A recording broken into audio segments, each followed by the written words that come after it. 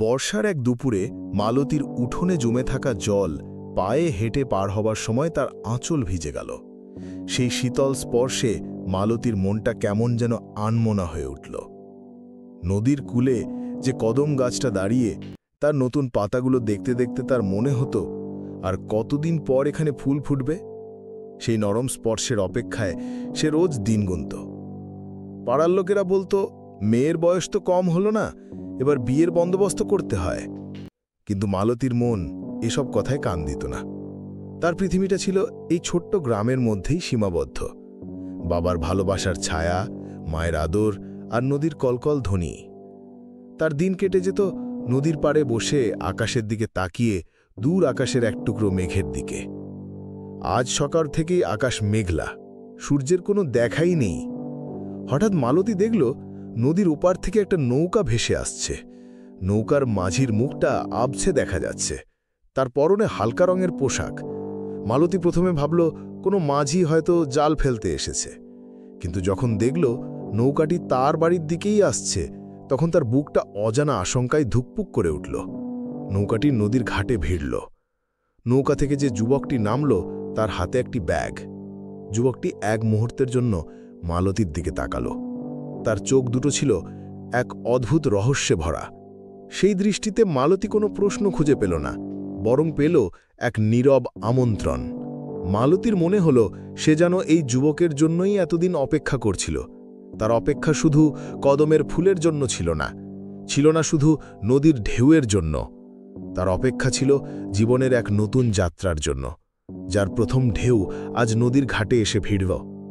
মালতীর মনে হল সে এতদিনের চেনা জগৎকে ছেড়ে অচেনা এক জগতে পা রাখতে চলেছে, আর তার সঙ্গী হবে এই আগন্তুক। তাদের দুজনের মধ্যে কোনো কথা হলো না, শুধু নীরব দৃষ্টি বিনিময় হল। কিন্তু সেই নীরব দৃষ্টিতেই যেন তাদের জীবনের নতুন গল্প লেখা হয়ে গেল। মালতীর হৃদয়ের ধুকপুকানি তখনও থামেনি। যুবকটি তার চোখের দিকে তাকিয়ে আলতো করে হাসল। তার হাসিটা ছিল স্বাভাবিকের চেয়েও বেশি শান্ত, যেন তার ঠোঁটে একটি দীর্ঘ রহস্য লুকিয়ে আছে। মালতী দেখল যুবকটি তার হাতের ব্যাগটি থেকে একটি পুরনো লাল মখমলের খাতা বের করল। খাতাটির উপর একটি অজানা ভাষার নকশা করা ছিল। যুবকটি সেই খাতাটি নদীর দিকে তাকিয়ে কিছুক্ষণ ধরে রাখল, তারপর আলতো করে মাটিতে নামিয়ে রাখল। মালতীর মনে এক চাপা ভয় আর কৌতূহল জন্ম নিল। যুবকটির অদ্ভুত আচরণ, তার চোখ থেকে আসা নীরব আমন্ত্রণ এবং সেই রহস্যময় খাতা, সবকিছু যেন এক অজানা গল্পের ইঙ্গিত দিচ্ছিল। মালতী বুঝতে পারল এই আগন্তুক শুধু তার জীবনের সঙ্গী হতে আসেনি, বরং সে নিয়ে এসেছে এক রহস্য যা এই গ্রামের নিস্তব্ধতাকে ভাঙতে এসেছে।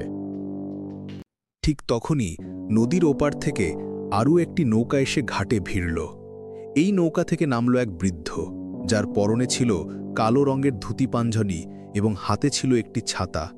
বৃদ্ধের মুখটা ছিল কুঞ্চিত এবং চোখে ছিল তীক্ষ্ণ দৃষ্টি। মালতী অবাক হয়ে দেখল এই বৃদ্ধ যেন যুবকটির প্রতি বিরক্তির দৃষ্টিতে তাকাচ্ছে। যুবকটি কোনো কথা না বলে শুধু সেই লাল মখমলের খাতাটি মাটি থেকে তুলে নিল এবং বৃদ্ধের দিকে এক মুহূর্ত তাকিয়ে আবার মালতীর দিকে ফিরে তাকাল।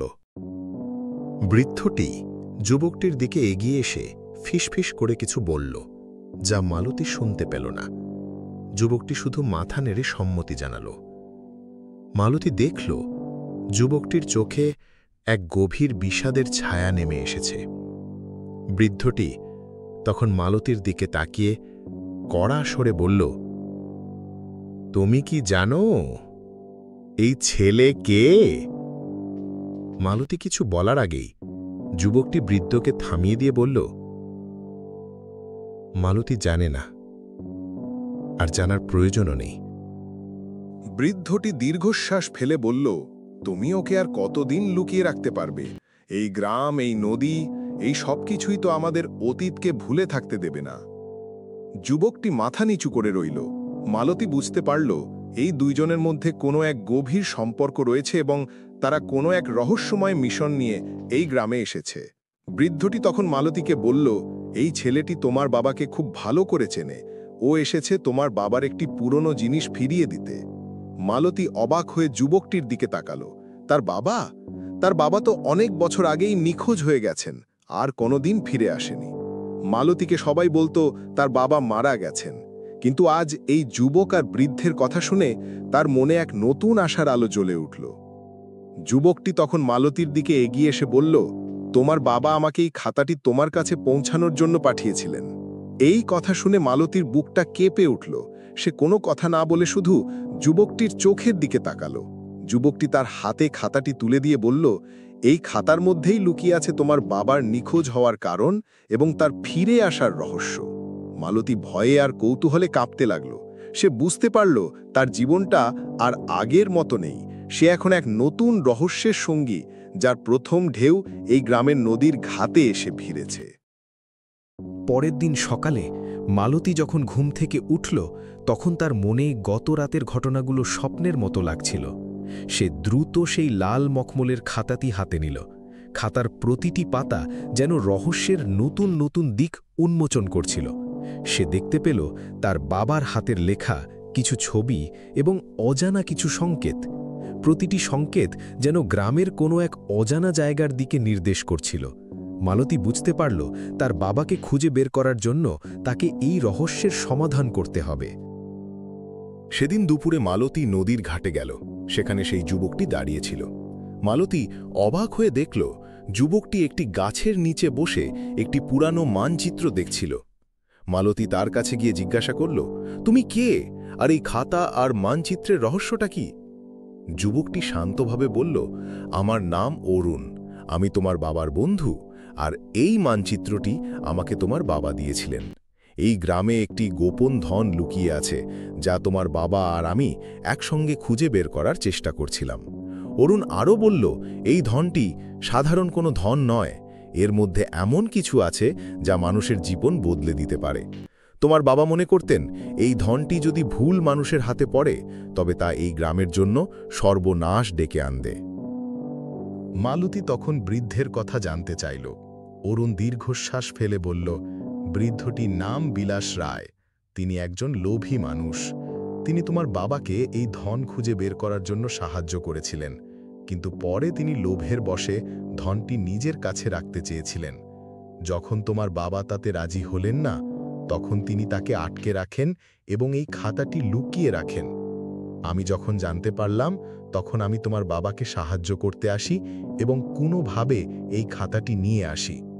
মালতী বুঝতে পারল তার বাবা আসলে নিখোঁজ হননি, তাকে আটকে রাখা হয়েছে। তার বাবা কোথাও এখনো জীবিত। এই কথা শুনে মালতীর মনে এক নতুন সাহস জন্ম নিল। সে অরুণকে বলল, আমি তোমাকে সাহায্য করব, আমি আমার বাবাকে খুঁজে বের করব। অরুণ মালতীর দিকে তাকিয়ে বলল, এই রাস্তা খুব কঠিন, বিপদ পদে পদে। মালতী দৃঢ় কণ্ঠে বলল, আমি ভয় পাই না, আমার বাবা আমার জন্য অপেক্ষা করছেন। অরুণ তখন হাসি মুখে বলল, আমি জানি, তোমার বাবা আমাকে বলেছিলেন যে তুমি খুব সাহসী এবং বুদ্ধিমান। তোমার সাহায্য ছাড়া আমি একা এই রহস্য সমাধান করতে পারব না। এইভাবে মালতী আর অরুণের নতুন এক যাত্রা শুরু হলো। তাদের যাত্রাপথে অপেক্ষা করছে আরও অনেক বিপদ এবং রহস্য। বিলাস রায় তাদের পিছনে ধাওয়া করছে, কারণ সে জানে যে মালতী আর অরুণ তার পরিকল্পনা ভেস্তে দিতে পারে। মালতী তার বাবার দেওয়া খাতাটি নিয়ে গ্রামের সেই অজানা জায়গায় রওনা হলো, যেখানে তার বাবা এবং সেই গোপন ধনের রহস্য লুকিয়ে আছে।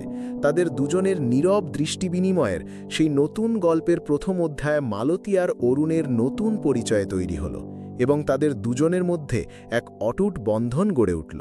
মালতী তার জীবনের নতুন অধ্যায়ে প্রবেশ করল, যেখানে সে এক রহস্যের সমাধান করতে চলেছে, যার সূত্রপাত হয়েছিল সেই কদম ফুলের অপেক্ষায় থাকা এক সাধারণ মেয়ের জীবনে। বর্ষার এক দুপুরে মালতীর উঠোনে জমে থাকা জল পায়ে হেঁটে পার হবার সময় তার আঁচল ভিজে গেল।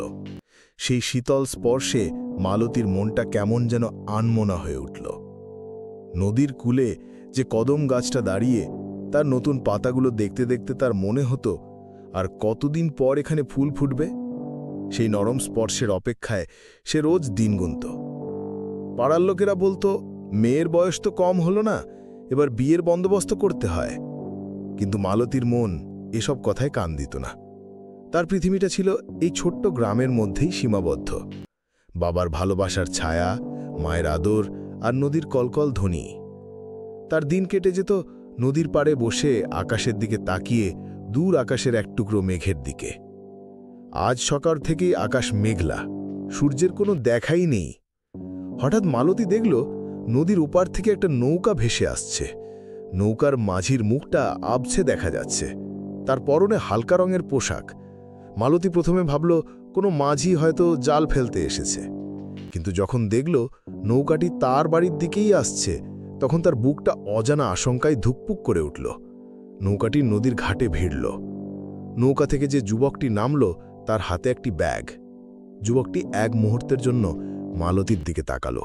তার চোখ দুটো ছিল এক অদ্ভুত রহস্যে ভরা।